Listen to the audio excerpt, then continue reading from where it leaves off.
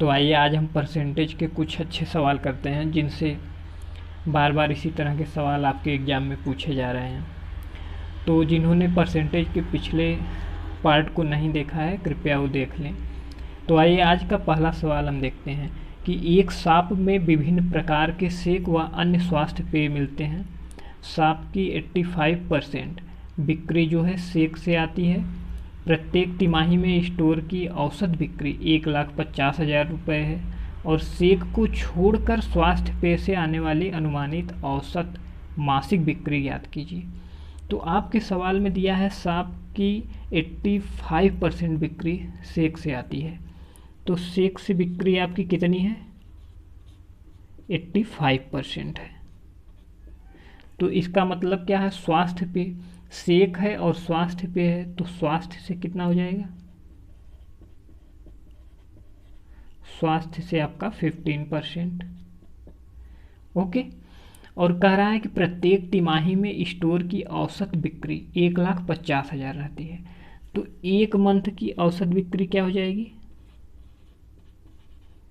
एक मंथ की औसत बिक्री आपकी सेल हो जाएगी कितना कि 1,50,000 है।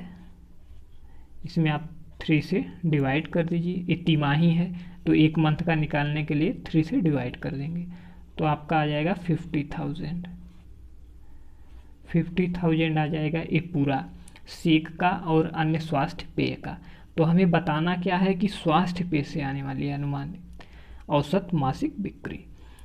तो आपकी एक मंथ की किसकी? स्वास्थ्य पेय की। स्वास्थ्य पेय की अनुमानित औसत मासिक बिक्री। तो ये टोटल कितना है? 50,000 है शेक और उसका दोनों का मिलाकर पेय का, स्वास्थ्य पेय का। तो 50,000 इंटू 15 ये जो है स्वास्थ्य पेय का है। ये 50,000 तो पूरा आया हुआ है तो इसका 15% निकालेंगे तो स्वास्थ्य का आ जाएगा। तो आपका 100 कैंसिल हो जाएगा। 15 का इससे गुणा कर देंगे 75, यानी कि 7,500 रुपये आपका स्वास्थ्य पेय से उसकी अनुमानित औसत मासिक बिक्री होगी। तो आपका अगला सवाल क्या है कि एक पुस्तकालय में 40% पुस्तकें अंग्रेजी में हैं, शेष पुस्तकों की 40% पुस्तकें हिंदी में हैं, शेष पुस्तकें उड़िया में हैं। यदि 4800 पुस्तकें हिंदी में हों तो पुस्तकालय में कुल पुस्तकों की संख्या कितनी है? तो हमने मान लिया कि पुस्तकालय में सभी पुस्तकों की संख्या कितनी है? 100 है। तो एक पुस्तकालय में 40% पुस्तकें इंग्लिश की कितनी है? 40%, यानी 100 में 40। तो शेष पुस्तकों की संख्या, शेष पुस्तकों की 40% पुस्तकें, तो 40 इंग्लिश हो गई तो बची कितनी? 60। तो कह रहा है बची हुई पुस्तकों का 40% पुस्तक हिंदी में है, यानी इसका 40%। तो इसका 40% कितना आ जाएगा? 24। तो कह रहा है कि शेष पुस्तकें उड़िया में हैं यदि 4800 पुस्तकें हिंदी में हों। तो आपने देखा शेष की 40% पुस्तकें हिंदी में हैं, शेष का 40% 24, और यही 24 कह रहा है आपका 4800 है। तो आपका 1 = कितना हो जाएगा? 200। तो आपने टोटल पुस्तकें कितनी मानी? 100। तो जब 1 = 200 तो 100 = 200 इंटू 100, यानी कि आपकी 20,000 पुस्तकें। आइए इसको फ्रैक्शन मेथड से भी देख लेते हैं। हम मान लेते हैं कि टोटल पुस्तकों की संख्या कितनी है? x है। तो इसमें कह रहा है कि 40% पुस्तकें अंग्रेजी में हैं। इसका मतलब 40% जब पुस्तकें अंग्रेजी में हैं तो 60% जो होंगी वो बची होंगी अंग्रेजी को छोड़कर। तो 60% का फ्रैक्शन कितना होगा? ये होगा 3/5। तो इसका मतलब x का 3/5 ये आपकी बची हुई पुस्तकें हैं। और इन बची हुई पुस्तकों में कह रहा है 40% पुस्तकें हिंदी में हैं। तो इन पुस्तकों का 40% हिंदी में है तो 40% की फ्रैक्शन 2/5, इसका मतलब इन टोटल का 2/5। इसका मतलब ये हिंदी की पुस्तकें आ गई आपकी इतनी, और ये हिंदी की पुस्तकें कह रहा है कितनी है 4800। तो 4800 इज इक्वल टू हो जाएगा, तो आपका हो जाएगा यहाँ पर x into 6/25 is equal to 4800। तो 6 से आप कैंसिल करिए 800, x आपका आ जाएगा 25 का मल्टीप्लाई करेंगे तो आपका आ जाएगा 20,000 पुस्तकें। यही x हमने माना था कि टोटल पुस्तकें x है, तो आपका ये आपका आंसर आ गया। और आपका अगला सवाल है कि एक ट्रेन में उतने डिब्बे हैं जितने कि एक डिब्बे में सीटें हैं। तो एक डिब्बा 25 यात्रियों से भरा है और अपनी क्षमता का 71.3/7% भरा हुआ है। ज्ञात करो कि ट्रेन कितने यात्रियों को ले जाएगी अगर 20% सीटें हमेशा खाली रहती हैं। तो इसका मतलब ये दिया है कि जितनी सीटें हैं उतने डिब्बे हैं, यानी कि एक डिब्बे में जितनी सीटें हैं उतने ही टोटल नंबर ऑफ कंपार्टमेंट यानी डिब्बे हैं। तो हम मान लेते हैं, चलिए सीट कितनी है, सीट मान ले रहे हैं x है। तो कह रहा है कि जो जितनी सीट है एक डिब्बे में 25 यात्री भरे हैं और अपनी क्षमता का 71.3/7% भरा हुआ है, यानी कि जितनी सीटें हैं उसका कितना भरा हुआ है 71.3/7%, और ये जितना भरा हुआ है वही कह रहा है 25 है, यानी एक डिब्बे में जो 25 यात्री हैं उस सीट का 73/7% के बराबर है।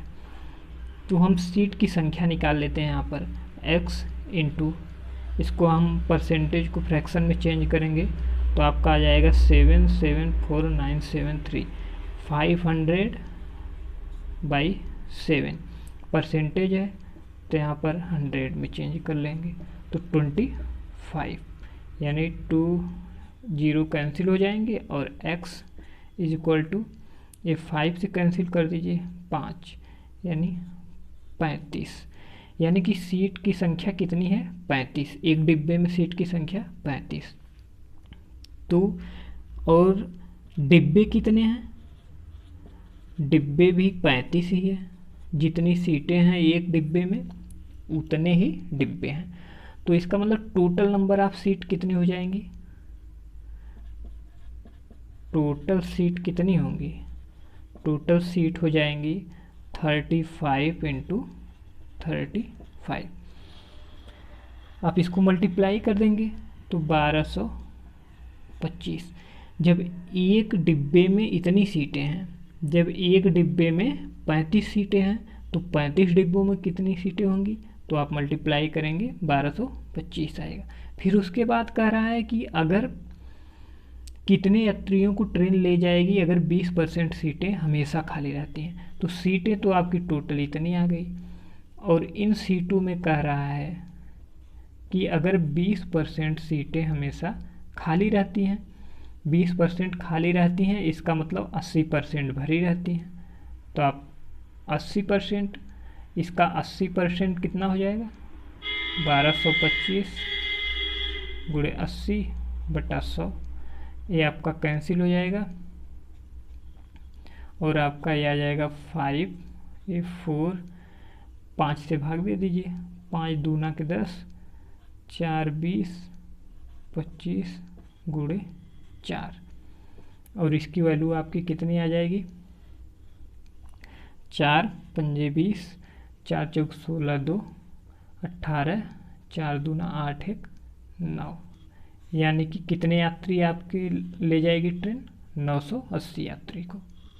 तो आपका अगला सवाल क्या है, किसी स्कूल में 60% छात्र जो हैं लड़के हैं और लड़कियों की संख्या कितनी है 972 है, तो स्कूल में लड़कों की संख्या बताइए।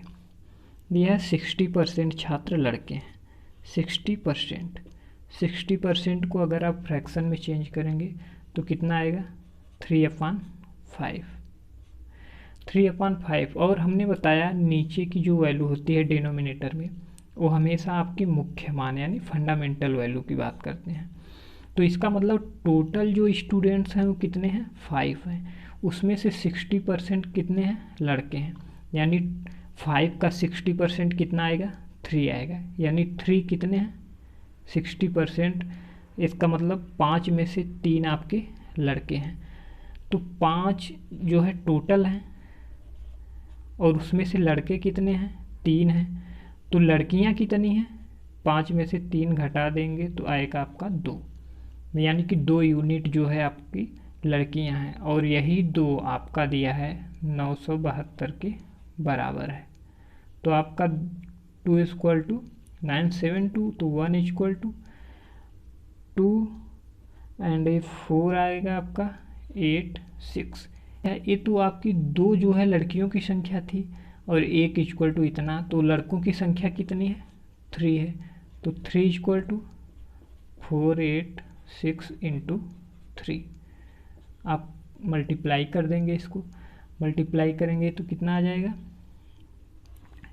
3 छंक 18, 3 अट्ठे 24, 1 25, 3 चौक 12, 2 14। इसका मतलब टोटल लड़कों की संख्या कितनी है, 1458। आपका अगला सवाल है, एक छात्र 25% अंक लाकर 210 अंकों से फेल हो जाता है, लेकिन अगर 55% अंक लाए तो 240 अंक ज़्यादा आते हैं। तो आपके पासिंग परसेंट बताना है, पासिंग मार्क्स बताना है और टोटल मार्क्स। इस तरह के सवाल आपके एग्ज़ाम में बहुत ज़्यादा पूछे जाते हैं।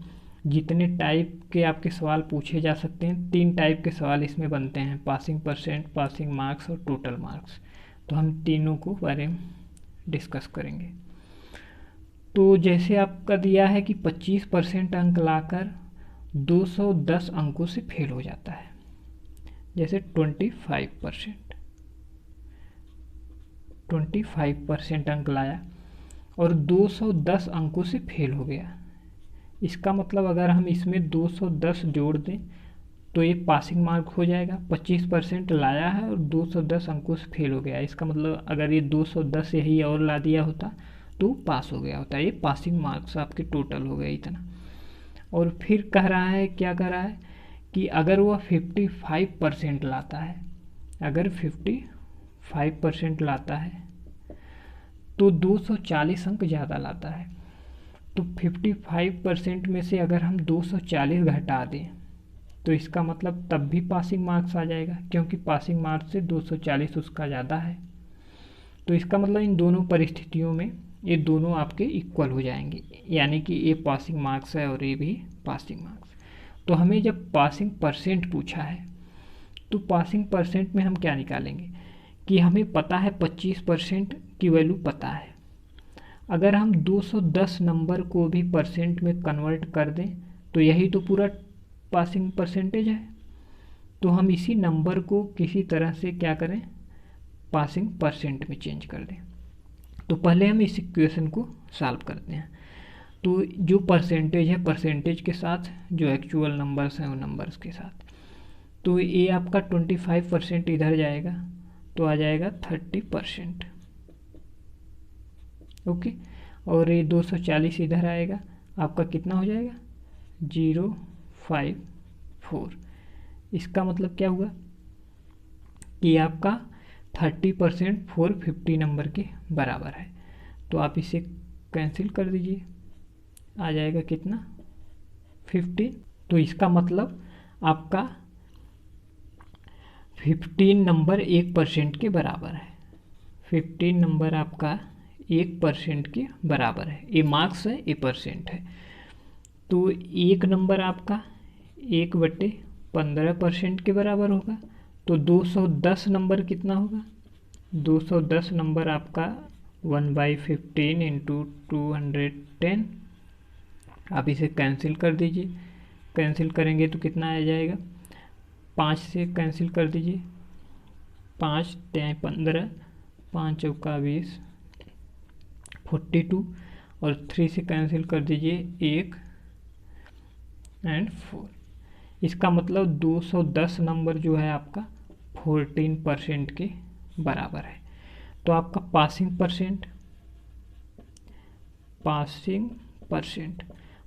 परसेंट आपको पता है यही 25% था, और 210 नंबर को हमने परसेंट में कन्वर्ट किया, कितना आया 14%, यानी कि टोटल कितना आ जाएगा आपका 39%, जो आपका पासिंग परसेंटेज है।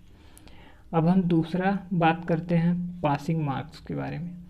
तो पासिंग मार्क्स में हम क्या करेंगे कि जो हमने यहाँ पर लाया था कितना 15 नंबर जो था 1% के बराबर था, यही ना। तो हम क्या करेंगे, अब पासिंग मार्क्स जो पूछा था तो हम परसेंटेज को क्या करेंगे मार्क्स में चेंज करेंगे। 210 पहले से पता है और इसको हम 25% को भी नंबर में चेंज कर देंगे। तो 1% 15 नंबर के बराबर है, तो 25% कितना हो जाएगा, 1% 15 नंबर के बराबर है, तो आपका 25% कितना हो जाएगा 15 गुणे 25। जब आप इसे मल्टीप्लाई करेंगे तो ये आपका आ जाएगा, इसका मतलब 25% 375 नंबर के बराबर है। तो आप 25% यानी कि 210 नंबर पहले था और ये 375 आप इसमें ऐड कर दीजिए, ये आपका आ जाएगा 5 7 8 और 3 2 5, यानी आपका 585 नंबर आपका पासिंग मार्क्स है। और जब टोटल मार्क्स की बात आए, टोटल मार्क्स मतलब कितना 100%। जब 1% बराबर 1500 है, 1% बराबर कितना है, ये 15 मार्क्स के बराबर है, तो 100% बराबर कितना हो जाएगा 1500 नंबर के बराबर होगा, यानी कि आपका टोटल मार्क्स कितना है 1500। अगला सवाल क्या है कि एक चिड़ियाघर में कुछ चूहे और कबूतर हैं, अगर सिर गिने जाएं तो 280 हैं और पैर गिने जाएं तो 820 है, तो कबूतरों की संख्या बताना है हमें। तो इसका मतलब क्या हुआ कि सिर की संख्या कितना है 280 है, यानी जितने सिर हैं उतने ही जानवर होंगे। ऐसा तो है नहीं कि किसी एक जानवर के 2 सिर होते हैं, एक जानवर का सिर्फ एक ही सिर है। तो इसका मतलब 280 सिर है, इसका मतलब 280 जानवर भी होंगे। ओके, तो यहाँ पर कह रहा है कि कबूतर और कुछ चूहे हैं। मान लिया हमने एक कबूतर है और एक चूहे। तो कबूतर के कितने पैर होते हैं 2 और चूहे के 4। तो 4 को हम 2 + 2 भी लिख सकते हैं। ओके, तो कबूतर के 2 हैं और कबूतर के 2 हैं और चूहे के 4 पैर हैं।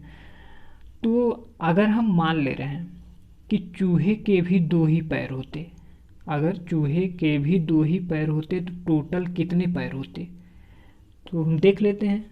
280 पूरा टोटल है, चूहे और कबूतर मिलाकर हैं। अगर चूहे के भी 2 ही पैर होते तो टोटल कितने पैर होते, तो टोटल आपका 2065। इसका मतलब टोटल पैरों की संख्या होती 560। लेकिन आपका दिया हुआ है पैर कितने हैं 820 है। स्वाभाविक सी है बात है कि 820 दिया हुआ है इसमें, तो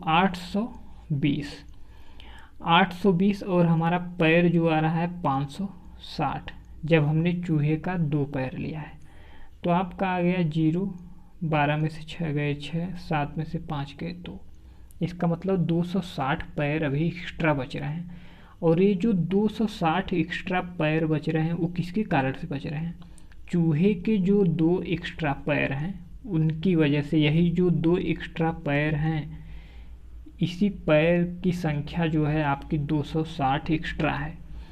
तो एक चूहे के एक्स्ट्रा कितने पैर हैं 2 हैं। टोटल पैरों की संख्या जो बची हुई 260 है, और एक चूहे के कितने एक्स्ट्रा पैर हैं 2 हैं।